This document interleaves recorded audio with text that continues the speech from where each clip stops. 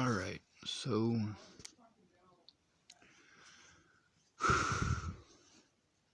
I do believe in giving people the benefit of the doubt.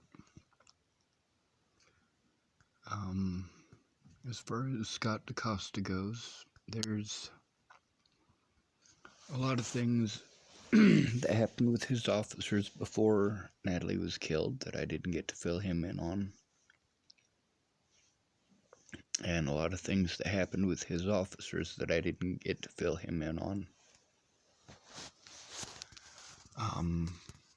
The thing with Jared Hahn.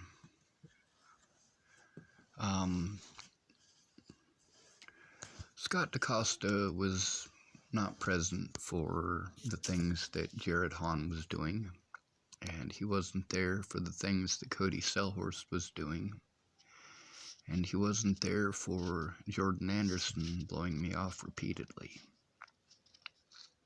So, to some degree, I should cut him some slack. But there's also the fact that I don't feel comfortable going in there alone. I do have two people who are willing to go in there with me. I have to wait for one of them to get over the flu. But knowing that helps me out immensely. And gives me some hope that I won't have to break the law to get something done. It's just hope, though. It doesn't mean that anything will come of it. It doesn't mean that things will go positively or negatively. It's just hope. But it's better than nothing.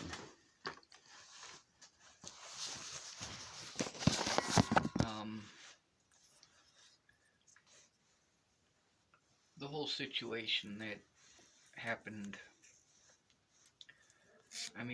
before Natalie was killed, it started off, I was trying to avoid the situation, and then it got to the point that I was asking nicely for help, and then I was begging for help, and then I was screaming at the top of my lungs for help.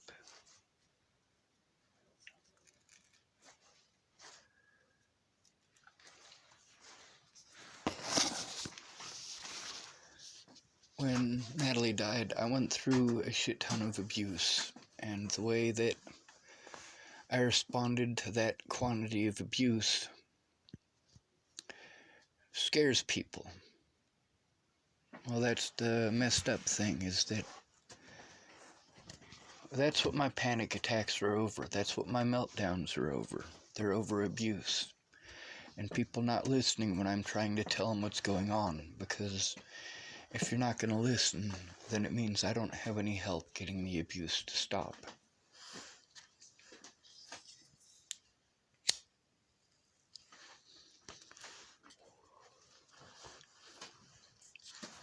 I never wanted to break the law.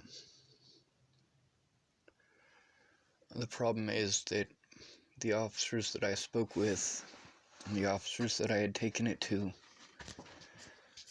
repeatedly told me it's out of my jurisdiction, it's out of my jurisdiction.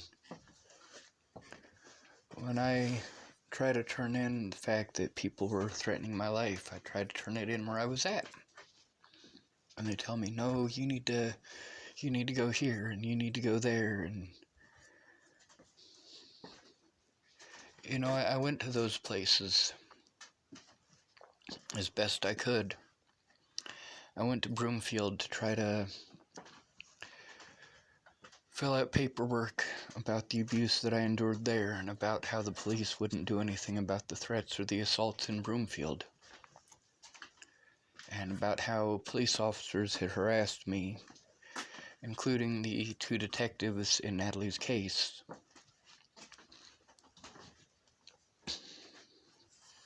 Mostly they ignored me, though.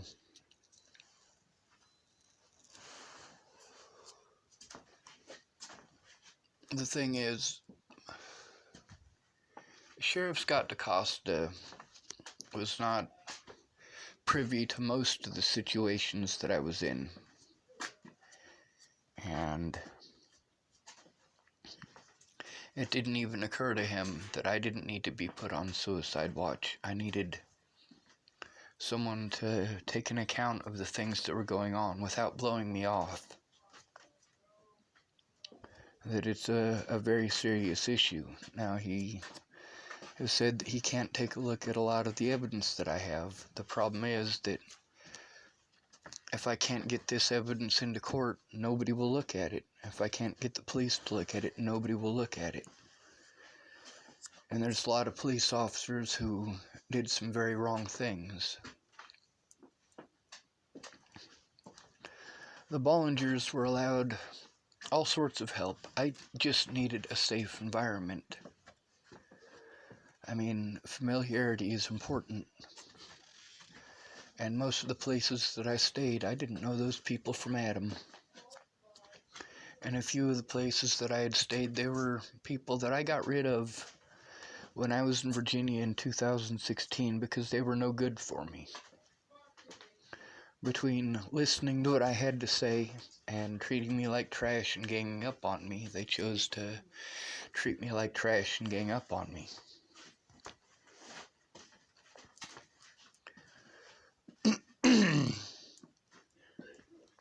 And those people would not have been allowed back in my life if it weren't for Natalie dying.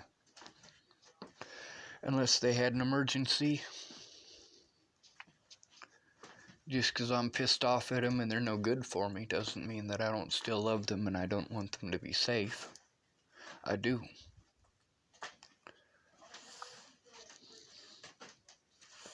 I do want them to be safe. I just don't want to take abuse.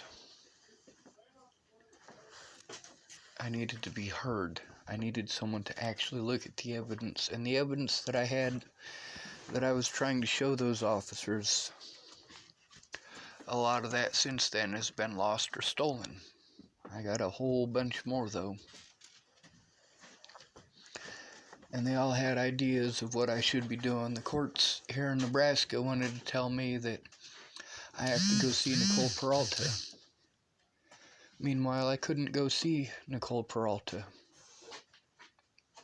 They court-ordered me to go see Nicole Peralta because I had torn through town to try to force someone to call 911 so that the police had to make a report.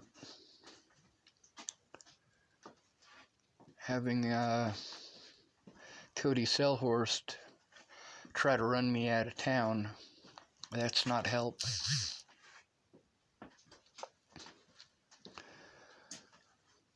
As far as everything that's gone on, the police, they compartmentalize when you try to take this stuff to them. But when it comes to taking you to court, to all of that stuff, they can jump across jurisdictional borders, left, right, up, down, any direction they want to. So obviously that jurisdictional BS is just BS. I have no doubts that if an officer actually sat down and looked at this stuff,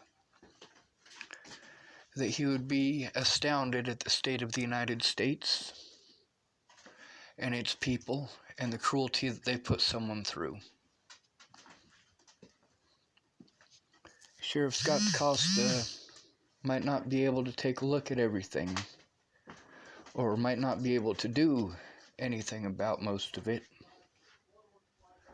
But the fact is, after seeing it, realizing that I was gang stalked, and I was set up on multiple occasions, and that these people were legit afraid for their lives and their families' lives because of vigilantes,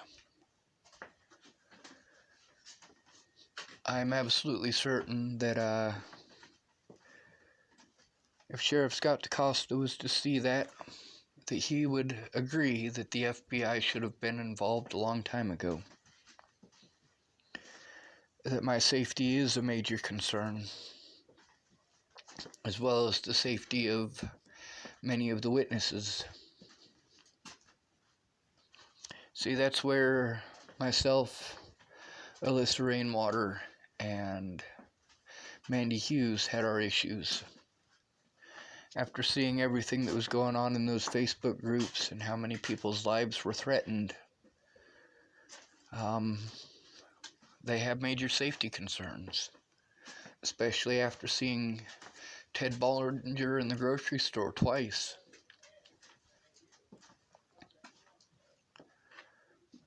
I want to give Sheriff Scott decoste the benefit of the doubt. I want to believe that he's doing something to rectify the situation and to actually think about my safety. I never should have had to post it online. I never should have had to post it on Facebook. I never should have had to post it on YouTube. The problem is that most of the people who were willing to help were not in Colorado. Most of the ones in Colorado were afraid of being targeted themselves, and I explained that repeatedly.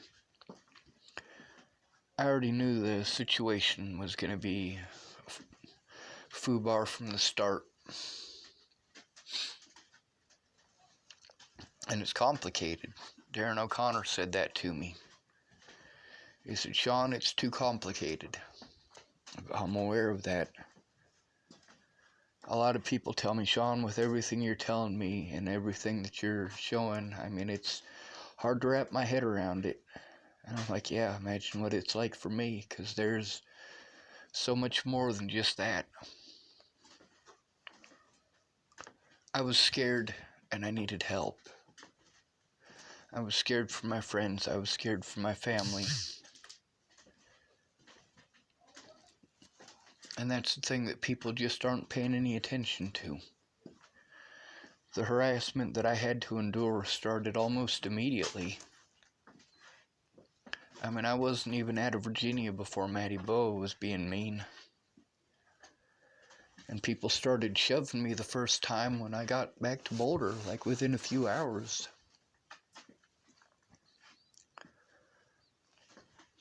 Natalie and Alicia didn't understand how people were going to treat me because they didn't want to tell their mother that I was invited.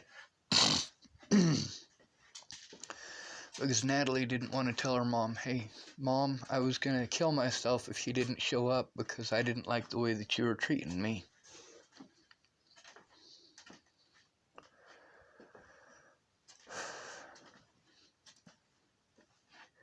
The thing is, I needed help.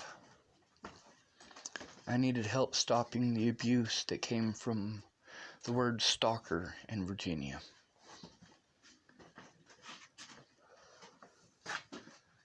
I did everything the way that you're supposed to. You're supposed to, when dealing with bullies, you're supposed to ask the bully to stop. If the source of your bullying comes from a rumor, then you go to the source of the rumor and ask him to stop. And I was super nice about it.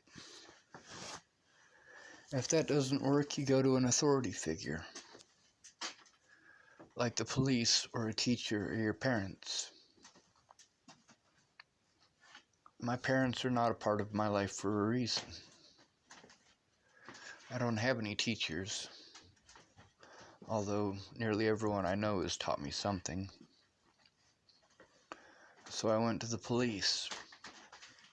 I went to Abel Ramos, and I wasn't real specific about what was going on. I mean, he just had a few minutes. He was working on some other things at the time, and it was the only time that I've seen him, and I've only seen him once in the last 4 years. And there was a couple other officers in Boulder, and I don't know their names, and I didn't write them down, which that was probably, I want to say March or April of 2017, but I don't know. And then there was Officer Michael West, and I spoke to him in December of, and that was in Boulder as well, in December of 2017. And then there was at least 7 officers that I spoke with and tried to get to take my report the night that I was in the Broomfield police station, trying to help Natalie, trying to help find her, trying to give the police any leads that I had, any information that I had that might help. The fact that I had exposed Ted Bollinger with an email that she sent me made me paranoid that Ted Bollinger was the one who killed her. The other thing is, like, they should have either chosen harassment or chosen to go the police route. The Bollingers, I mean, before Natalie was killed. See, Natalie went to Tim Beeson for help as far as the courts went, but he was also harassing me. The thing is that it was the harassment, the repeated harassment, not just by him, a lot of people were doing it. It was that repeated harassment that had me going back and begging Natalie to leave me alone, to call off the dogs.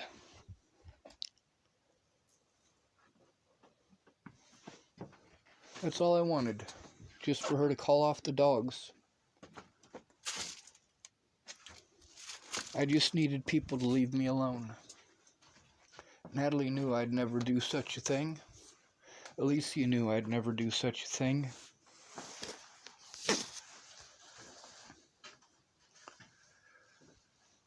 I'd like to believe that Scott decoste is actually going to do his job. I really do want to believe that.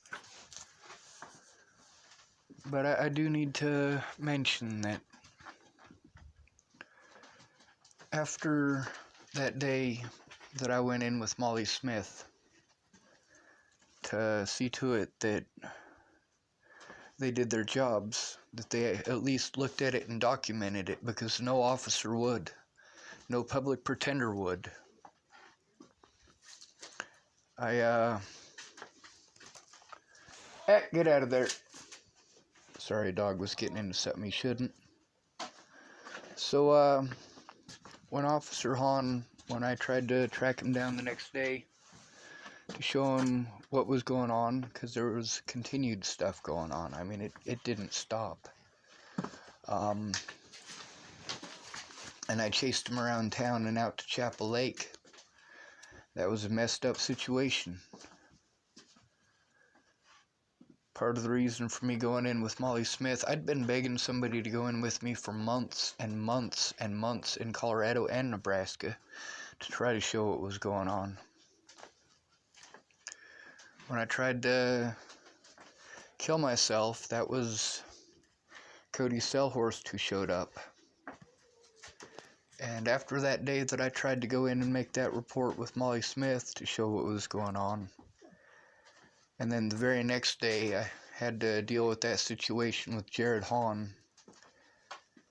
You know, Cody Selhorst, when I spoke to him before that, his demeanor and the way that he reacted to it is exactly how I get treated by police, which is the whole reason that I went to Molly Smith. And the whole reason that Molly Smith went in with me. And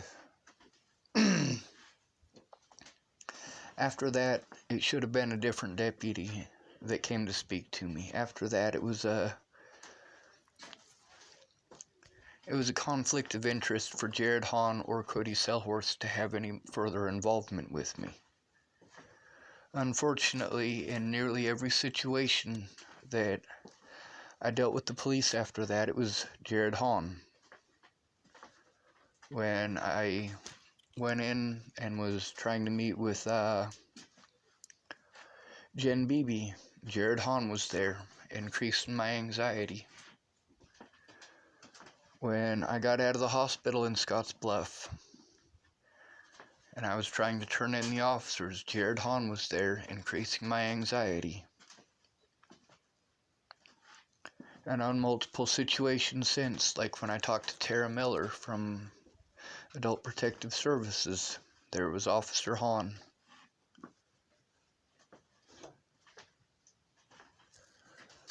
I don't trust Officer Hahn or Deputy Hahn. As far as Scott decoste goes, he wasn't aware of a lot of those situations. And that was the whole reason that I had Jen and BB show up.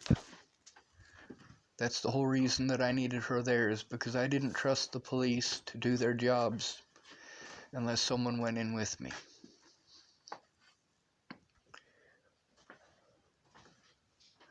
There was a lot of fucked up shit that happened between Natalie and I. Now, Natalie and I, in real life, never had a problem. Never had an issue. It was a phone and me arguing with some assholes that ended up making us not friends. Now then there's the situations that I've had to deal with because cops didn't want to understand, or wanted to go off of my arrest record and treat me like I'm a cop beater. And you know what? Believe it or not, there are a lot of cops that I would have loved to beat the shit out of. There really are. But the fact is, I give everybody an opportunity and a chance to start. I don't just assume because you're wearing a badge that you're a bad guy. There's a lot of police officers that I believe became police officers because they want to do some good. But also, people screw up.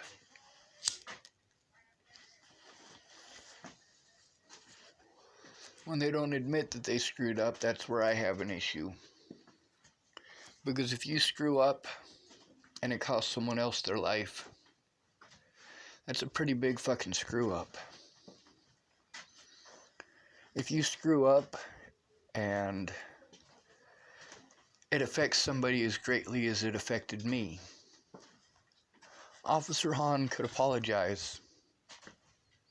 He could say that he screwed up and he's sorry for what he did. He could say, I just didn't understand. Instead of trying to hide it.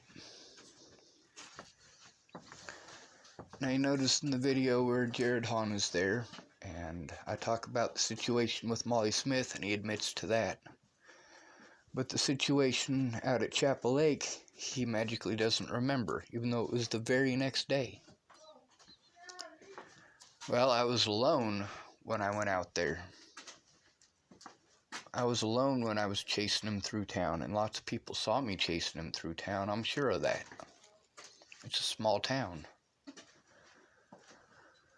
However, when we got out to Chapel Lake, it was just me and him. So it's his word versus mine. And magically, he doesn't remember it. I guarantee you, he wouldn't selectively forget it if somebody was there. If somebody had gone out there with me. That was right after I lost my telephone. Telephone full of all sorts of stuff. Like my interactions with Rochelle Shelley Campbell. And Lana and Amanda Engelheim. And Danica Garner. And quite a few other people. It had evidence on it that showed that Alicia Bollinger called me on the 29th of December 2017. There's a lot of stuff that's on Facebook, so it's not like it's a complete and total loss. But I've collected that stuff on Facebook on flash drives with the intent to send them to somebody. Police, FBI, anybody who was willing to take a look.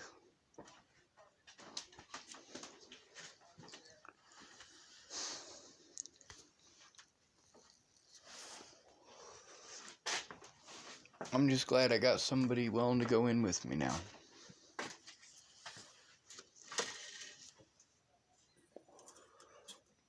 I never wanted to break the law to begin with. In the situation that I've been through, the situation that Natalie went through, and all the rest of us, it's important, and it can change laws. And that's what we need right now. We need the laws to change. We need officers to wear their body cameras at all points in time so they can't say, oh, well, that didn't happen. Or, oh, he didn't say that. So they can't write in whatever they want to. Replace your words with whatever they want to. See, that's the thing with Amanda Jonas, is that she already had her opinion set.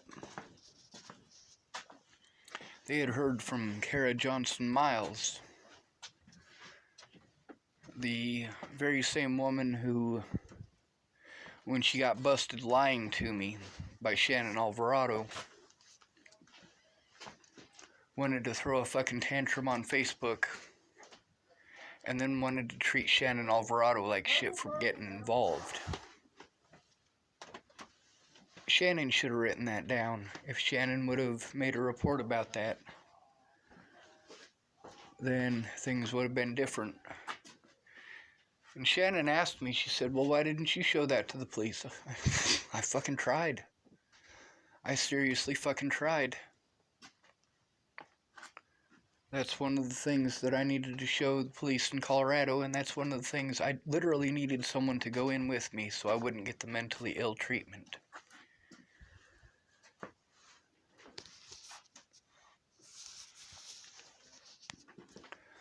I am not safe in Colorado. There is nothing safe about Colorado.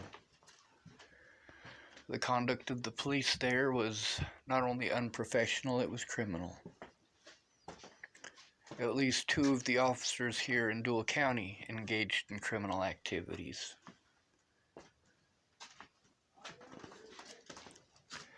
And that's a major issue, it really is. If they had their body cameras on, they wouldn't have gotten away with it. Body cameras, body cameras, body cameras. Now, as far as the HEPA laws, I spoke with Laura today, and she was explaining to me about how the reason they ignore the HEPA laws when it comes to me, but they'll bring them up when it comes to others. She was explaining that if, and I know I'm referring to the hospitals, and she's talking about the schools, but she said, you know, if the schools, if there's a teacher who's doing something wrong, you can't really tell on that teacher if you're a teacher because it violates the HEPA laws, because somebody could lose their job. And even if you have a teacher who's doing something wrong, and you have a scenario where other teachers are going to see it, those teachers still can't come forward because of those HEPA laws. And that's messed up, because those HEPA laws are supposed to protect the patients, and they don't. They protect the jobs of the people working there and the money of the rich people who own the place. So if one of these teachers is doing something wrong, then they're still protected. Whereas in that scenario, you would think that those laws are set up to ensure the safety of the children, wouldn't you? Or in the case of the hospitals, you would think that those laws were set up to ensure the safety of the patients. The thing is that we need close monitoring of those in power, because those in power can get away with a lot because of their position of power. Body cameras need to be required, especially on Officer Hahn. He needs to have his on the entire time he's on duty, and I'm pushing for that for all police officers. I've seen too many occasions where police officers did things that were highly illegal in front of a group of homeless people. Of course, nobody believes the homeless. They're homeless. They must be lazy. They must be junkies. They must be child molesters. And I keep hearing that all over the place. Well, they're all junkies, man. They're a bunch of child molesters. Well, that ain't the case. But I've seen officers, especially in Boulder, Colorado, where a group of officers will harass a group of homeless people, make fun of the homeless people. When one of our friends dies, they call them bumsicles, or human popsicles. They come and goat us with those words. It's against the law. That's called use of fighting words in Boulder, Colorado. Police arrest a lot of homeless people on use of fighting words because they can get away with their word versus yours, their word versus yours. Whereas if they had had their body cameras on, those officers would be going to jail. Of course, that's only if you can get somebody to listen, and since you're homeless, nobody listens. Except for other homeless people who are just as petrified of the police as you are.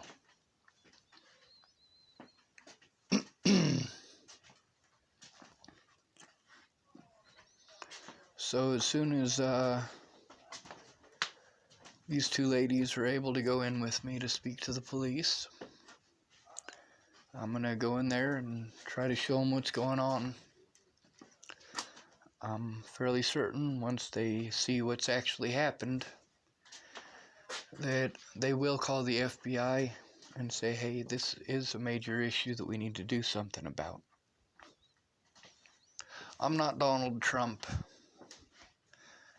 I don't have millions of people in a political party supporting me. I don't have billions of dollars in a bank account to support me.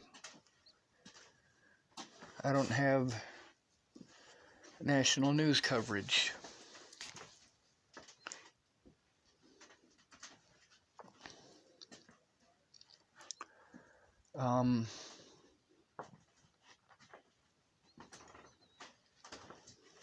The thing is, I'm willing to spend the time locked up for the crimes that I've committed. But the fact is, I broke the law because I didn't have another choice. I broke the law because of the conduct of officers like Officer Hahn, Deputy Hahn, Deputy Selhorst, Deputy Anderson, Deputy Beard, and Haxton.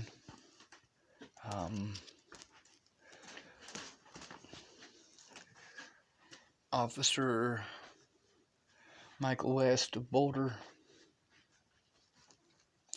and all of the officers that I dealt with in Boulder between January 1st of 2018 and I believe January 9th or so, January 10th of 27, or no, it would have been 2018, I apologize.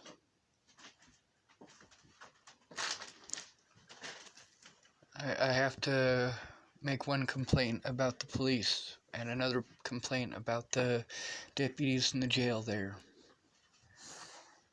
And the fact is that those deputies and those officers work together, they talk to each other, they have lunch together, they know each other. When I went back to Boulder,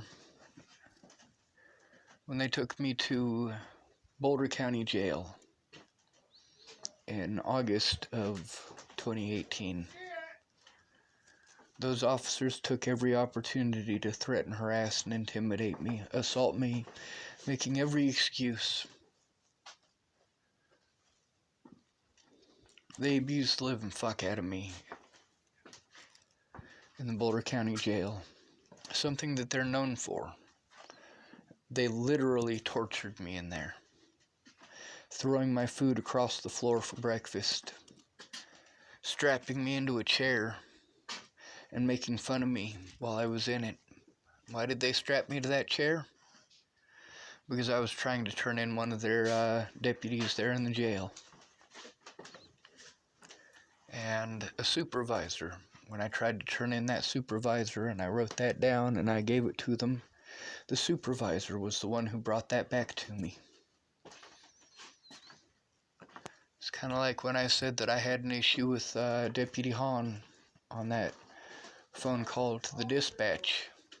And Deputy Hahn is the one that called me back. No, Hahn is not to have any contact with me. That right there is a breach in my belief that you can be trusted.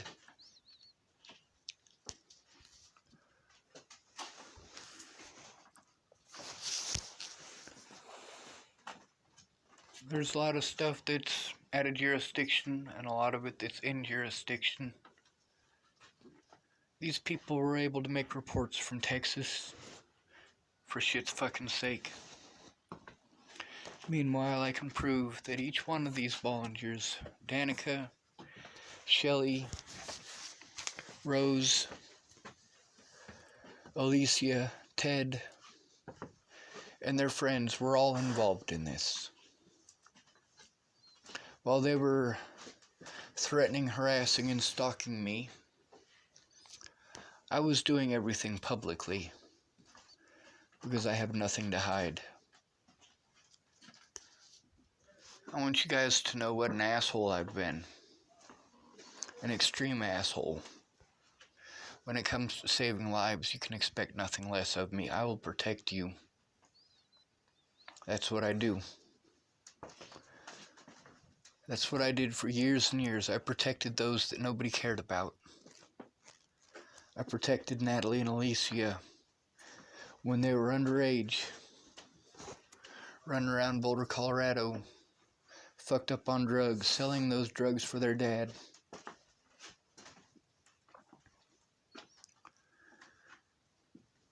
I protected people from some of Natalie's ex-boyfriends who wanted to stab people to death.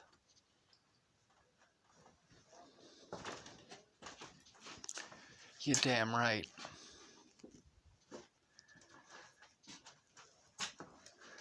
Now, one term that I've heard recently, that I've heard a few times, is mama bear.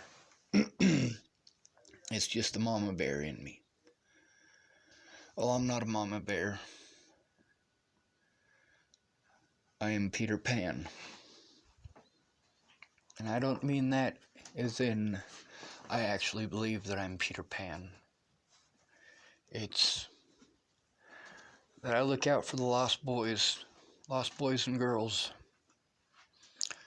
those who fall through the cracks, those in the system. I fight for their rights from afar, and when they become adults, I fight for their rights up close and personal. When you're a kid, there's not a lot I can do. There's not a lot I can do to protect you. But I do speak out. I have to be paranoid because if you're under the age of 18, there's a bunch of crazy people who are paranoid of everything that you do if you're a male and you're over the age of 18. You must be in it for trying to get some punani. You must be in it for sex. But once you become 18, I can protect you better. The castle idea, it could be any house, really. As long as it's mine. If it's mine, then I can protect you from there and have the rights of a homeowner. Something that the homeless don't have.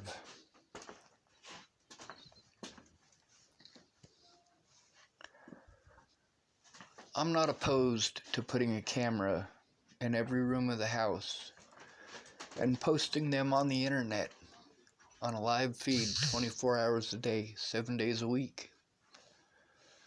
I'm not opposed to that because that guarantees your safety a lot better than not having it. If something happens to you, then it's caught on camera.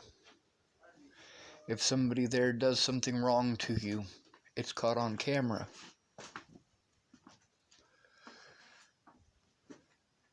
And you don't have to requisition an attorney to get that camera footage like you have to with an officer.